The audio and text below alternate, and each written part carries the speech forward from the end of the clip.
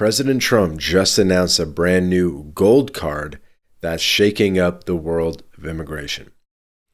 Wealthy foreigners dropping $5 million to snag U.S. residency and a super fast track to citizenship.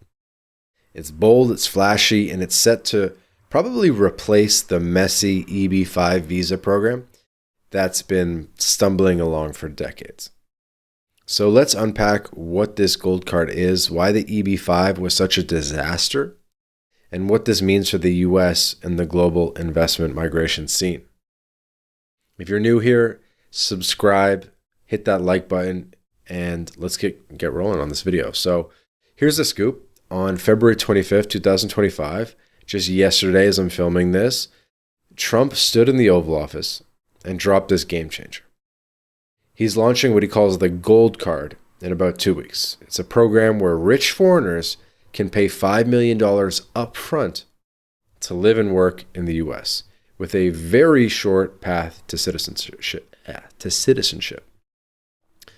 We don't have all the fine print yet, but it looks like a residency deal that sidesteps the usual Senate tug-of-war, letting Trump roll it out fast.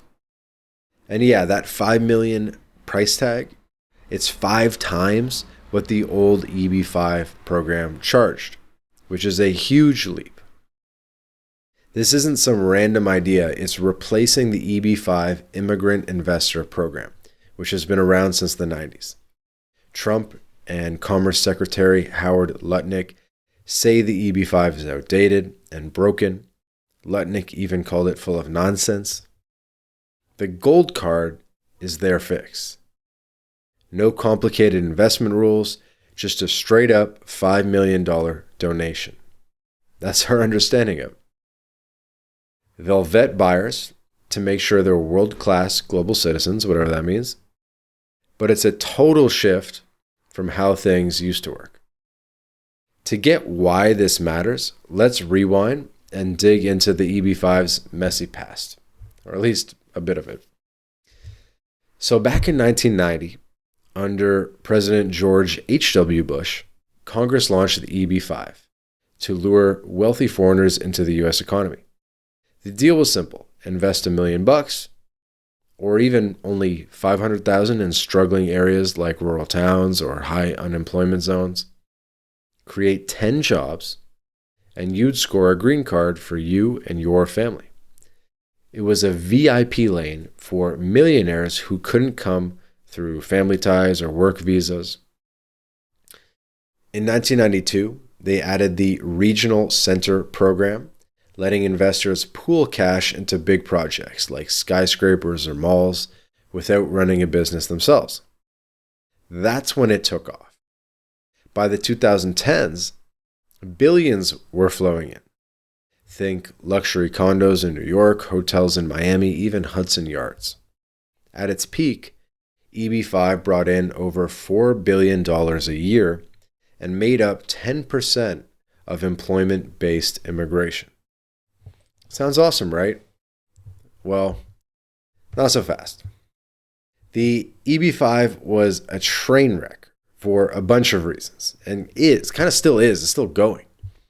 First, that create 10 jobs rule was a joke to enforce. Developers hired economists to fudge indirect job numbers like this mall will boost tourism, so that's 10 jobs kind of thing. And half the time, no one could prove it. A 2015 Government Accountability Office report said the government couldn't even track if those jobs were real. Then came the fraud. Holy cow. The fraud was... Scammers treated EB-5 like an ATM. Look at the Jay Peak Resort in Vermont. This is an interesting case where developers raised $350 million for a ski expansion, but $200 million disappeared into luxury cars and private jets. The SEC nailed them in 2016, but that was just one case. In Chicago, an individual, Anshu Sethi, conned $900 million from Chinese investors for a fake convention center near O'Hare Airport, and it was just a hole in the ground. Senator Chuck Grassley called it rife with fraud and national security risks by 2019, and he wasn't wrong. It didn't stop there. The program was supposed to help struggling areas, but developers gamed the system. As these things tend to happen, they'd twist maps to say a downtown luxury project technically qualified as a targeted employment area because it was near a poor neighborhood. Studies by 2021 showed over 80% of EB5 money went into rich cities, not rural towns. Las Vegas got a $600 million casino, while small town America got zip. And the backlog is brutal. With a 10,000 visa cap, including families, wait times hit a decade for some, especially Chinese investors who flooded the program. Drop $1 million and wait 10 years. Yeah, no thanks. The price crept up too. $800,000 by 2019, and the red tape was endless. Legal fees, audits, you name it. It's no wonder Trump's team saw it as a bloated disaster begging for a reboot. So why is the gold card happening now? Well, Trump's got a big vision. Cash. The U.S. national debt's at $35 trillion. And he says these $5 million cards could bring in trillions to dent it. Sell 1 million of these things, that's 5 trillion. 5 trillion. You sell 10 million of these things, it's 50 trillion. That's the dreamy math, but even a chunk of that would be huge. He wants people of wealth or great talent, think tech billionaires, oil tycoons, even Russian oligarchs. They'd spend big, they'd pay taxes, they'd boost the economy. No more chasing fake jobs or shady developers, just money up front with some vetting. It's simple, and that's the point. But let's zoom in closer. What does this mean for the investment migration industry? Well, this is massive. The U.S. jumping into a donation-based citizenship by investment, or CBI, program isn't just a policy shift, it's a game changer for the whole field. For years, CBI was the turf of small island nations like St. Kitts or Malta, fighting to prove their programs were legit. Now the big dog, the United States, is in the ring, setting the tone. It's like the industry just got a gold star of approval. If the U.S. says it's cool to sell residency for cash, it's hard for critics to bash those smaller players. You might also remember about a year ago, Nayib Bukele in El Salvador launched the $1 million citizenship by investment as well, the Bitcoin citizenship. But that's worthy of its own video.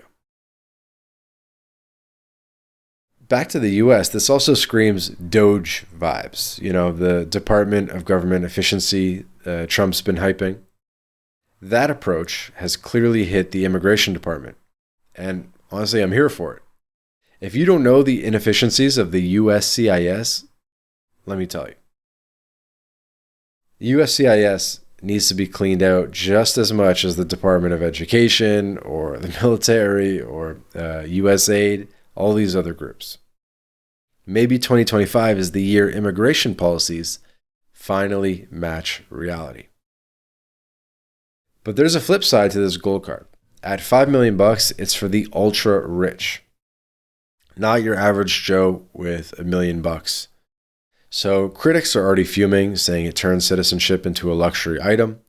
What about the regular immigrants waiting years in line? This feels like a VIP pass for the elite. And unlike EB5, which at least tried to tie money to jobs, even if it failed, the gold card is just a donation. Will these buyers invest here or just park their cash and chill? That world-class citizen vetting sounds nice, but how do you enforce it? Could sketchy figures like oligarchs with murky pasts sneak in? Well, it's a risk. So what's next? Trump says sales start in 2 weeks by mid-March 2025. This guy moves fast. I mean, seriously.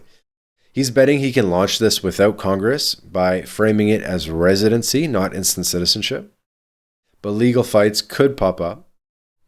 If it works, we might see cities swarming with new billionaires reshaping the economy. If it flops or gets sued into oblivion, well, it's back to the drawing board.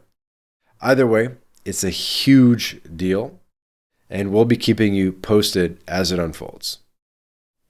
For now, that's the full rundown on Trump's $5 million gold card, the EB5 mess it's replacing, and the ripple effects coming our way in the investment migration world.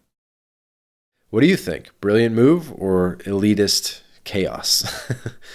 Drop your thoughts in the comments below. I want to hear them. And if you like this breakdown, give it a thumbs up, share it with your crew, and subscribe for more. Hit the bell so you don't miss the next update. And if you want to work with MyLatinLife, there's a link in the description. You can book a call with me directly. We could be talking as early as tomorrow. Thanks for watching, and I'll catch you in the next video. Peace.